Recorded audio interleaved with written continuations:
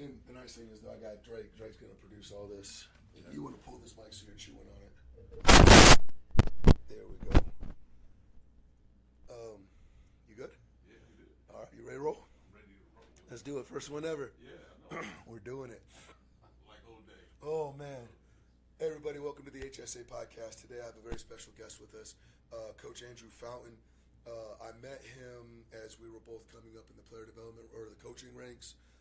We coached at Shortridge. Coach, but then I want him to go back and introduce himself as a player, as a coach, and everything he's done. I known him as a coach on the coaching side, a very professional relationship with him. We coached at Shortridge together, and then after that, you moved on to another school. But I remember always keeping in touch with you. We've always had a great friendship, always had a great brotherhood. We went through the trenches together on a lot of different things, and we definitely had a lot of good stories because we built a program up From literally nothing. Nothing. We didn't have players. We didn't have a weight room. We had sophomores and freshmen competing at a varsity level, and we just looked at each other. We were just banging our head on the wall every other day, and it's actually interesting because we're going to talk about this, but you ended up back there not soon after that.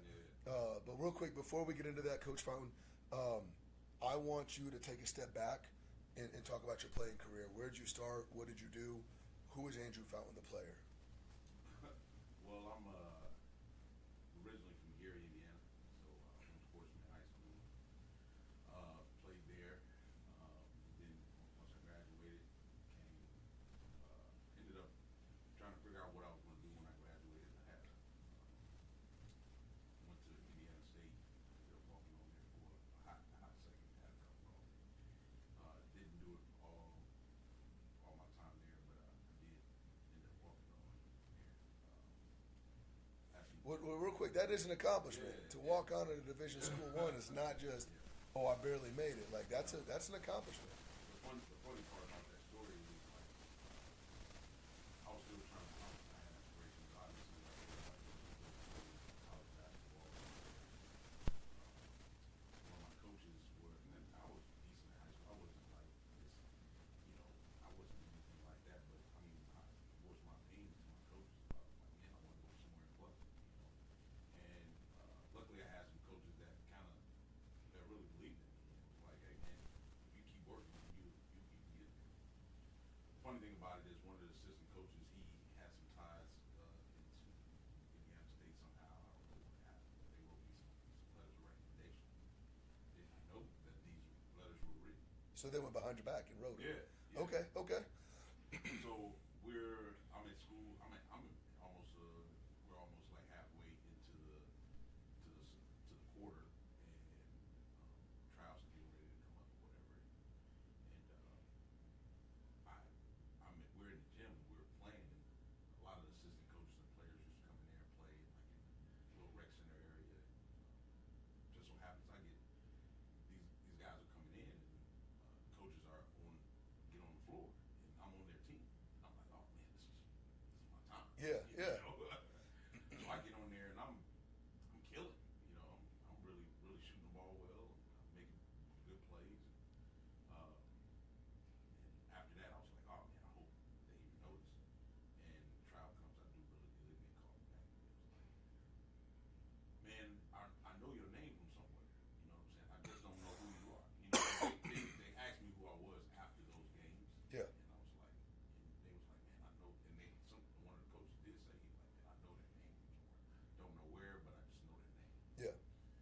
I ended up making the team, walking on or whatever. And then when I got pulled into the office, like, hey man, I know where I know you now from. I'm like, nobody knows me. You know what I'm saying? Like, Yeah. it's like, hey man, we got these letters from a coach from Gary from this high school, Portsmouth, right? It's like, yeah, man, got these letters right here, and they was asking us, did we have a walk-on position? Hey man, we've been looking all over for you. I'm like, what? I'm like, I had no idea. But you know where to find me on the court. Yeah. All you had to do was go to the court. Yeah, exactly. But I mean, that was pretty cool to know that some coaches were looking out for me. So I want to dig into that a little bit, if you don't mind. Basically, what I heard you say, and I'm going to regurgitate what I heard you say, and this is probably going to play into the future of who you are as a person, but somebody believed in you For sure. more than you knew, or more than they. But they also used their connections. For sure. They didn't just sit on their hands. Mm-hmm. And so we're gonna come back to that eventually. Yeah. But like that's pretty cool right there to hear that somebody. I mean, I say it's like a tree. Yeah, you see the tree, but you don't ever see the roots growing. For sure. And so that was interesting. I just want to touch on that real quick. So, Yeah. but you walk on spot. Yeah, so I ended up getting a walk on spot, and then I didn't handle some business that I needed to handle off the court. And they ended up having to bring me back into the office, and it was like, hey man, you need to handle this first before we can even think about doing that. The thing, and also the super cool thing about it is I made some relationships with those coaches that were there, Coach Rick Ray and Coach Kareem Richardson. These dudes like not necessarily like took me under their wing, but it was something that I was watching from them. You know, once I knew who they were, I started watching them. You know, these are two young black males that are in having a little bit of power, having some influence, and adding value to a lot of stuff that's going on campus. And I'm like, man, these dudes got the juice. You know, and I'm. Do you still talk to them? Yeah. Okay. Every Okay. so often, I get a call every now and again, or I'll call them just to ask them for some advice. I've got other stories about that stuff too, but like they, you know, those were some guys that I kind of looked up to, and I'm not sure if they even know this at all. And if this is to ever get out, this would be something that I would send them. But like they had a big influence on me to be able to go coach, and the more time I got to spend with them, because I had a class that I ended up taking where this class met one time, which was crazy. And this class met one time, and it said the teacher told us, "Hey man, this class is about basically you getting an internship. You whatever you want to do in sports, I want you to go find it because I majored in rec sports management. Yeah. Whatever you want to do in sports, you go find that particular thing. And what you need to do is fill out some paperwork, you get it back to me, and then you got to write a paper every week." So I was like, man, this is easy. You know, I went to Coach Ray, and I said, hey man, I got this class. This is what it's about. He said, man, yeah, man, you can come do whatever you want. Man, these guys, with Coach Waltman, who was the actual coach, these guys let me sit in on meetings. They showed me how to break down film. I was at practice I was a stats guy for practice. So is this why you were still walking on, or is this after the walk on? This was after the walk-on position was. So let me key on this. Yeah, Let me key on this. yeah. Okay. You had an opportunity. You got a blessing, Mm-hmm. and the blessing didn't go your way. We'll just leave it at that. For sure. And then you had an opportunity to burn a bridge, Mm-hmm. tell them where to stick it, Mm-hmm. and then you go off and you live your high road. Mm-hmm. Or you humble yourself and you say, hey, you know, it didn't work out for me, but you were mature enough to keep that relationship in your pocket to the point where they still wanted to help you after that. But the thing about it is, it wasn't their fault; it was my fault, and I had to own up to that. A lot of people don't, though. And a lot of people don't. A lot of people don't. Yeah. So I mean, I owned up to my part, and I was like, you know what, I do have to be better, and if this is something that I want to do, if it ever the opportunity comes again, I want to be prepared for it. You know Yeah. what I'm saying?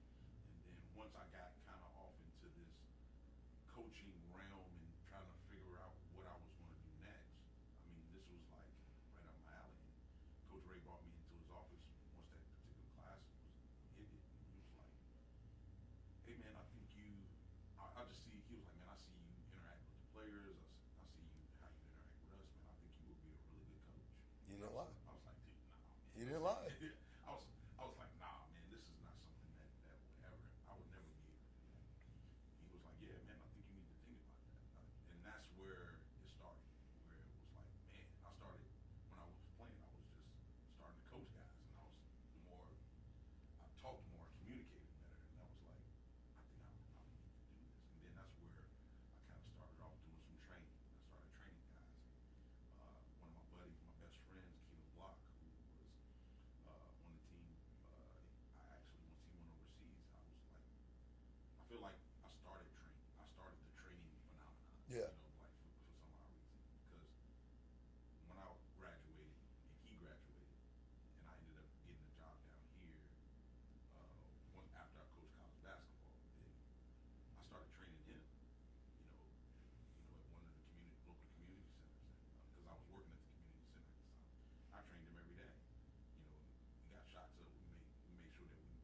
500 shots a day. We had there's different skill stuff that I had him do. It was pretty cool to see.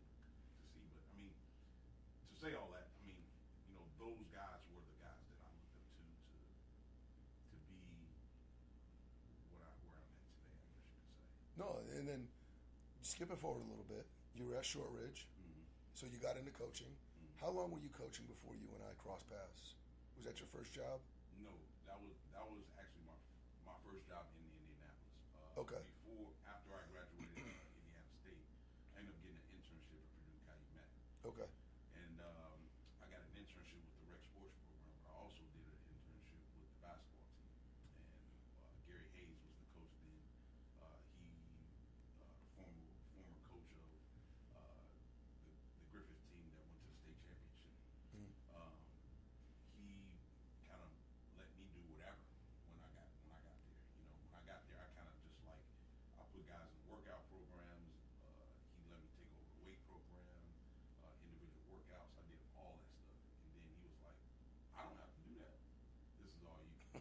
You know, and I put it all together, and he let me just run with it and gave me those responsibilities, and it was an awesome thing to see because I didn't think that I would ever be in that particular position. You know, so.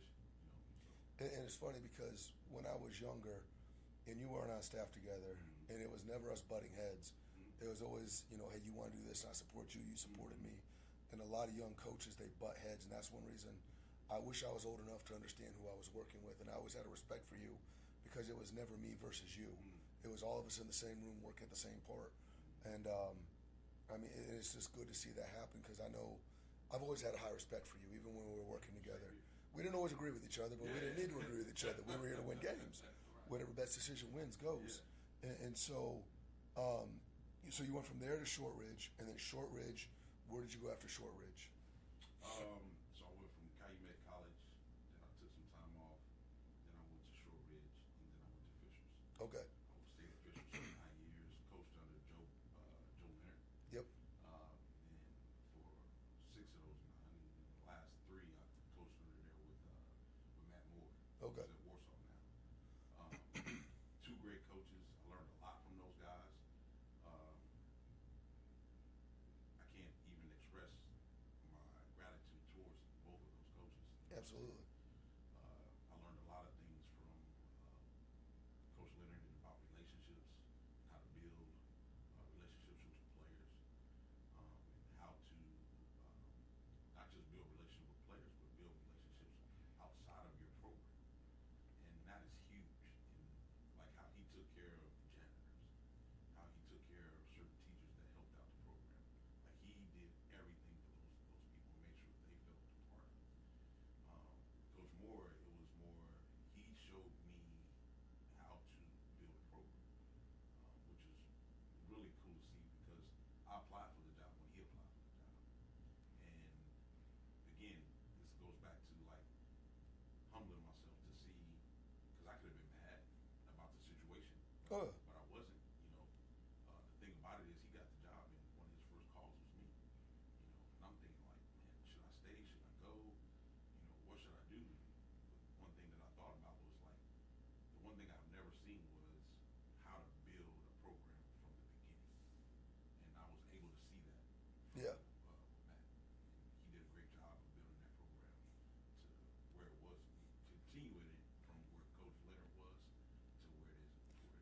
And a lot of times coaches come in, and even players, to a point where a coach has been established and think this has always been the norm. This is how we always do it. But the fact that you were there from step 1 to step 2 to step 3, and I know you probably had a lot of say so, which going back to Shortridge probably helped enrich you a little bit because you saw, okay, this is what we did wrong, this is what we did right, take this, take that. And so Fishers, and now you went to, this is the part where you were a head coach at Shortridge. Yeah. This is where I move over 6 inches. You know? Oh, yeah. You know, it's a big difference when you move that to that next seat. You know, and, I thought I was prepared for it. I thought I was ready to do it. Obviously, when we were at Shortridge, we knew we had some dynamics that were just like we couldn't figure it out, or we could. There was just so many hurdles that we had to jump, and some of them we couldn't even climb because of thing is, like, Coach Hamilton, he figured out a way all the time. Oh. I got a lot of gratitude for him too as well. So he taught us a lot. He did. He taught He us a did. lot. He taught us a lot. But being at Short Ridge, I mean, that helped me, to understand that, every coach wants to be a head. Every coach wants to be a head coach or something. Yeah. And I think as a coach, you would want to strive to do that. And once you get a taste of it, you can figure out if it's for you or if it's not for you. Yeah. I had a story where I did the Illinois camp, and Bruce Weber was there, Mhm. and one of his assistants, I think it was his top assistant, older gentleman. I'm at breakfast and I'm just, eating. He comes and sits next to me and he's talking to me, and I'm like, I don't know him about a clue. And we having this great conversation. And at that time, I was still an assistant, still trying to, find my way. And I was asking him about, had he ever been a head coach? He was like, yeah, I've been a head coach before, but you know what? Being a head coach is not for me. I like this role of being an assistant, which is, I was like, that's really cool for him to be able to be humble enough to say that. Mhm. Because most people, most coaches that are coaching think that, oh man, I can be a head coach. And sometimes it's not, No. not it, but him saying that helped me to realize that, hey, I have to try it, because he influenced me to try it, and Matt Moore, who, he, every summer that I was with him, he made sure that I applied for at least one job. Yeah. And he prepared me and helped me get me prepared for interviews and things like that. So, but the Short Ridge job came about, and it was something that I wanted. It was something that I thought I could do. I thought they had pieces there that could win. I thought the program was on an uphill scale, and Craig Kojak, who was the AD, who was great to me. I love him to this day. I mean, he believed in me and he hired me. And, the kids that we had there were really, really good. It was time for my time. My 3 years there. It was good. Yeah. It was really good. I had old guys in that first year from the old regime. Those guys bought in really, really well and won 7 games. And then once those guys graduated, because they were seniors and we had a senior-led ball club, then we took a step back. You know what I'm saying? Because now the kids that are coming up now, they're getting used to me and the coaching staff and how I do things and everything. So we took it down. I think we only won like 4 games or something like that. But I want to throw something out there as you're talking. I heard about I'm hearing a parallel story. What? And so I'm with you with the assistant coach. I love being an assistant. When the head coach, I get less court time. I'm like, I got jersey colors and grades. I don't want to focus on that. I want to focus on pick and roll stuff. Yeah. But going back to your playing career, coaching career, you could have forced something. You could have forced it playing. Mm-hmm. You could have forced. Now I don't want to get into coaching. I want to play. It's about me. Mm-hmm. And with the players to get bought in, and I know we're gonna say this point guard. Everyone's a point guard. Yeah. Hey, you're 6'10". You're a good wing. Nah, I'm a point guard. Everyone wants to be a shooting point guard. Yeah, for sure. But to me, what I heard your seniors say was like, hey, I can accept my role. You can accept your role as an assistant. Mm-hmm. You can accept your role as the number 2 scorer or the number 4 scorer, or hey, I'm the best rebounder. I'm the best headhunter. I'm the best screener. I'm the best, at doing certain. But to me, it sounds like that first team. It sounds like they were more accepting to fill the roles. Mm-hmm. What are your thoughts on that? Yeah, I think those kids were really, really good, man. I think they were thirsting for some discipline. I think they had never seen or heard somebody demand something from them. Like when I first got there, we make the team, and these guys are like, "Hey, coach, we got practice on Saturday." It's like, we're a 4A team, man. Yeah. We're a 4A ball club, man. We got practice on Saturdays, bro. Like, we're going to run this thing the right way. We're going to do everything the right way. We're not going to skip any steps. We're going to do everything the right way. And those kids jumped head in first, and they bought into it. And I was telling them, they didn't understand what it meant to work and to grind. And once they saw how it needed to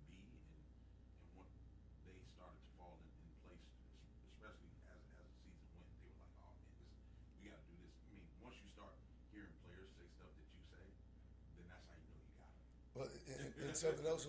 There's the common used word that we're all getting ready for. That's culture. Mm-hmm. That's culture. Yeah. It started with you, and it trickled down. They bought in. Yeah. Tell me about a time, you don't have to say names, when a player didn't buy in, and how did that happen? What was your I go down, and I tell people this. This is the way I operate. Everyone knows I operate. I say it nicely. Mm-hmm. Hey, you know what? I need you to go with the left hand. Mm-hmm. Then after that, I bark. Mm-hmm. Then after that, I punish. Yeah. And then after that, I kick out. Those are my 4 steps. Yeah. If talking didn't work, maybe yelling would help. Yeah. If yelling didn't work, maybe discipline would help. Guess what? Discipline didn't work. We're just not set for this. Let's move on with our lives. What's kind of your checklist on that? How do you develop that? First off, I think I normally always have a player meeting once that team's made. Okay. It's a player meeting. I set the tone for what our pillars are and what we stand for, and why we have these pillars. Team meeting or individuals? No, this is team. Okay. This is team. Because I need everybody to understand why we're doing the stuff that we're doing. Yeah. Because they didn't understand. A lot of the guys didn't understand. Like some of these guys nowadays they have like these like different color undergarments on and all this thing. Like, no, we're not doing that. We're not having the t-shirt on with yellow tee with the yellow stain on it. Yeah. Like we're gonna look presentable. First of all, this is how we're gonna do it this way. So now you understand why it needs to be this way. I normally have a player meeting. I had a player meeting and we talked about our pillars and we set some milestones. Not necessarily goals, I call them milestones because we gotta figure out how to set short goals. And it might be this week we need to have 3 good practices out of this week. Not to say we should have any bad ones. Yeah. But just because of the type of students and the type of kid that we had, and not understanding what it means to come into practice every single day, this is what we need. We need to have a goal here, and then it might be next week. It might be, oh, we got this game. We need to make sure that these particular milestones are set. And I think that again, having and what we also did was we had team circles. Those team circles we not talked about basketball. We talked about life. We talked about what does it mean to be a man. How do you approach things as a man?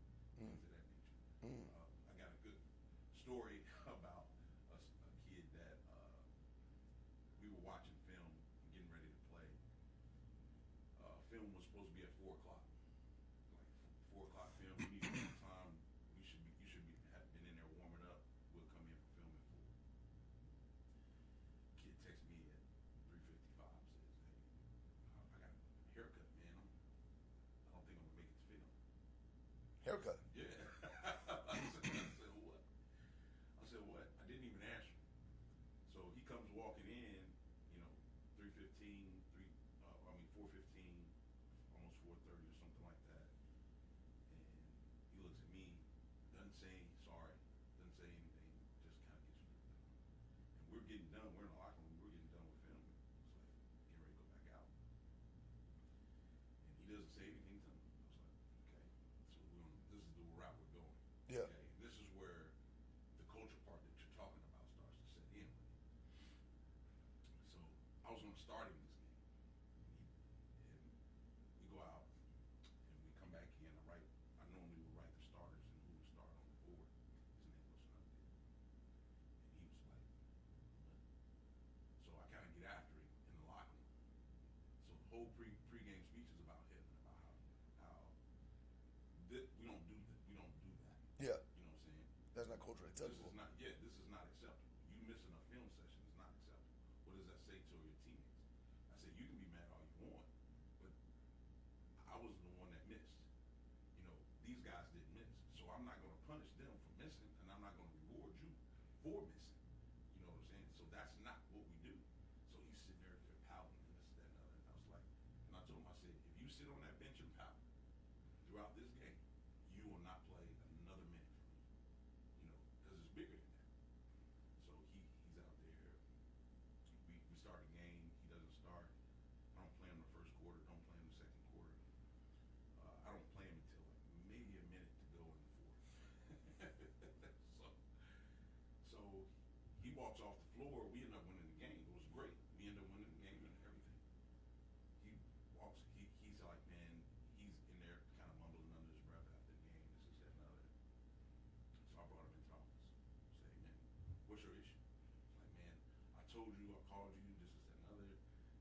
let you know that I was gonna be late. I was like, it's not about you being late.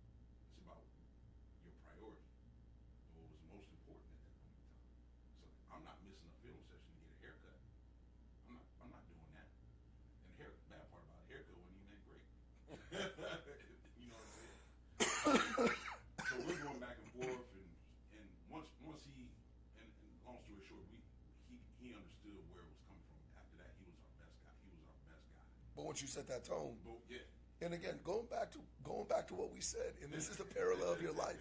Yeah. This is the parallel of your life. A bad decision happens, and I tell people this all the time. I get on to players and they get mad, and I don't lie to people. I make that a habit of point to tell. I'm not lying to you. I don't lie to you. I haven't lied. I don't lie. Yeah. And so you could take this point, and there's two options that are going to happen. You can resent me, and you could hold on to this, and it could be personal, and it could keep growing this way. Yeah. Or you could take that decision and say, hey, you know what? That old guy was right about something. For sure. And I'm going to continue to grow and listen. But don't get me wrong. The appropriate thing you did, though, was you met him where he was, and you held your ground. And I feel like not a lot of coaches, but bad leaders, they just kind of let it go. I'm like, well, I said my piece, and it's done. You know, you could have punished him and not carried on, but you brought him in, and you explained to him, hey, this is what happened. This is what needs to happen, which is great leadership on your part. But it's also, players got to understand that when a coach rips you, when a coach says something, when there's, and it happens to everybody, every player on the team, there's some kind of come to Jesus meeting, you know, the call out meeting. You could be resentful about it, or you could listen and say, there's some truth to this. You know, and it's funny because you and I are about the same age, and our coaching careers have kind of both evolved in the same way. For sure. But you know, even as a coach, I was told A, B, and C, and I was like, that ain't right. But eventually, these old guys that look out for us, at some point in time, they're always right. Yeah. They're like everything Hamilton told us, and we look back like, you know, I remember being 25 years old, be like, this old man don't know what he's talking about. Yeah. And then we come back like, Hamilton was right. Yes. But yeah, eventually the old man's going to be right. Yeah. I like that. The old man. Eventually, the old man is going to be right. Man, that happened right away. But eventually, that haircut, and this was me at Broad Ripple. There was a kid that I was teaching at Broad Ripple. I taught 8th grade science, loved it, and there was a kid that was selling candy out of his backpack, which was illegal. I mean, you weren't supposed to do it, but and he did it low key. He knew I didn't know the rules, so he was running all over me. And I pulled him aside one day, and I was like, "Hey, man, his name is Ronald. I really want to connect with this guy again. I don't remember his last name, but I told him, I was like, hey, man, your life is going to go one of two directions. Either you're going to keep doing this and you're going to sell stuff that you're not supposed to be selling, and you're going to end up in prison, or you're going to go to college and you're going to make a good life selling things that you can be selling, medical equipment or something." And it was interesting because he ended up playing at Broad Ripple, and man, I really wish I could connect with this kid. But in the warm-up line, he comes over to me, gives me a hug, and says, "Hey, I got into IU School of Business, and it was your talk that got me there."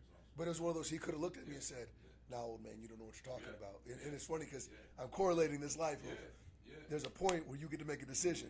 And so I love the fact that you just, I mean, for the record, for every 10 decisions that we make, only 2 of them really work out the way we want them to. There's 8 more that, like, I really wish we'd gone the right way. So I want to dig into this.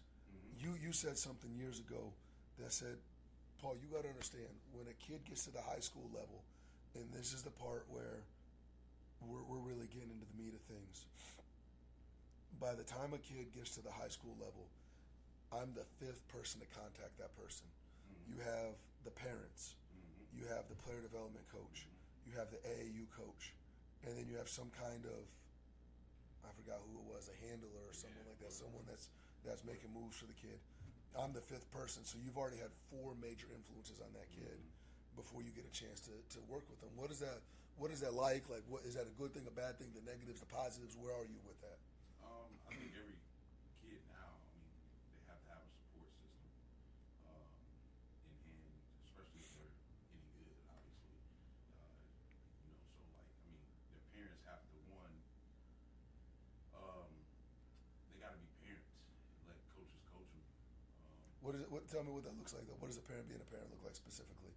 So a parent is, obviously a parent is not, you know, hollering across the gym and, you know, hollering at the kids, telling them they got to do this and they got to do that. And obviously that's hard. I got a kid, you know, and I'm sitting up there biting my tongue. I have to, you know, tell them, hey man, this is what you need to be doing. You know what I'm try to make sure that I sit in a place where I'm not seen, and I want to make sure that he's having fun with the actual game itself. And one thing that I think is the game is losing a lot of its innocence about it. You know what I'm saying? Where kid can't go out and just play nowadays. You know what I'm saying? And sometimes parents take that away. Because it's not, because they're looking for the next thing or the next whatever it is for their kid. Parents just got to be parents, man. The parents have to just say, support them in whatever they need, if that makes sense. If they had a bad game, man, you don't have to go over reevaluate the whole game. Just say, hey, man, did you have fun? Were you a great teammate? That's all. Those are the one things that I tell my son. I said, hey, did you have fun? Did I ever tell you my 3 things I asked my son? Yeah. Did you work hard? Mm-hmm. Did you listen to the coach? Did you have fun? Yeah, those are the. Anything Yeah. past that, Yeah. if he wants to talk to me, Mm-hmm. and don't get me wrong, I told you about the time I screwed that up. Yeah, I remember you telling My me very about first that. game, screwed it up. Very first game, my son was crying in the back of the car. Yeah. But anyway, I remember that. But- You told me that. and those, but it sounds to me like you're doing the same thing. Yeah, man, and I don't want him to lose a passion for the game because of me. You Yeah. know what I'm saying? And sometimes some parents can do that. But I think this is the kind of the world we kind of live in now, where it's not like that. Amateurs are we're treating kids like professionals. Yeah, for sure. And then one, I think that also hurts them for when they go to the next level because, I've seen some parents do this to high school coaches where they, come knocking on the door, wanting to fight a coach and all this, that, and other. I don't know. Do you remember when one coach came out? I mean, one parent came out of the stands when we were in 8th grade, when we were coaching that 8th grade team. Yep. And he wanted to fight me, and I was like, wait a minute. And Hamilton kind of stepped into it, and we went to the locker room. But I mean, those types of things happen. Oh, absolutely. You know what I'm saying? And those things, that stuff can't be done, and that's showing your kid that handling things the right way. And the carryover. This is where I'm always big into. Basketball emulates life, and if your parent steps in for you as a player, you should have somewhat of a two-way road to communicate with the coach, and you need to take responsibility for that. For sure. And how you treat a coach, how you going to treat a boss. And you think your parents are going to sit down in a board meeting and be like, well, actually, what my son is saying is like, no, you got to find a way to advocate for yourself, and that's what sports is for. Letting the kids find their own voice. Yeah, exactly. But then you're hindering that, not just child development, but adult development. I've never had to stick up for myself because it didn't happen at a youth level. And so, And I think also as coaches, we got to make sure that we are providing that space for kids nowadays to come in, because now we're dealing with a lot of mental health issues, a lot of anxiety, a lot of ADHD, a lot of how do I learn type deal, where kids are getting frustrated with things, and how can we help them manage a lot of those emotions right now? And not to say that their emotions are not valid, because they are valid, but from a coach's standpoint, kids aren't how they were in 1997 or 1985, where you can kind of, curse them out and then they just go and just play a little bit harder. Now you gotta, the kids nowadays, they have to, one, know that they know that you have their back. And once they know that, they'll run through a wall. Oh, yeah. Wall for you, you know what I'm saying? But also, I mean, we have to provide that as coaches, but also parents have to be more willing to say, hey, let's go talk to your coach. yeah. Speak up for yourself, and it's not something that you have to coach them on. It's just, hey, man, just go talk to your coach. I can't help you with this because I'm not at practice every single day. You know what I'm saying? And everybody, and again, it goes from the parents to the trainers to handlers and all this, that, and other. I mean, everybody has to play their role, and you need to stay in that lane. Yeah, that's one thing as a player development coach, where I ask the players all the time, what's your coach saying?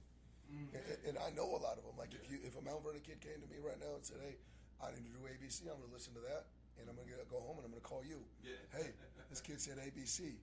Oh, no, it's 1, 2, 3. Yeah, okay. yeah. And it's funny because I had a young lady I worked out with that she wanted to do floaters and all this other stuff, and I listened to her because that's what her AU coach told her to do. Now she goes to the high school level. She's a freshman playing varsity. I watch her.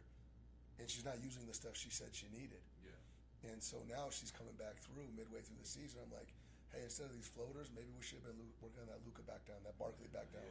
You know, maybe we should have been utilizing more of this stuff. But unfortunately, in that situation, I knew what she needed to work on, but I needed her to find that out on her own. And now that she knows it, and now when I recommend something, it's not just me like being a clown, and it's like, okay, he was right once before. Man, that's all good stuff, man. And for the record, anyone that's listening, I really hope you're digging in on this, because Coach Drew has said some very, very valuable things. And like, if you go through, there's just stories, but there's a lot of gems in here that y'all need to listen to. Like,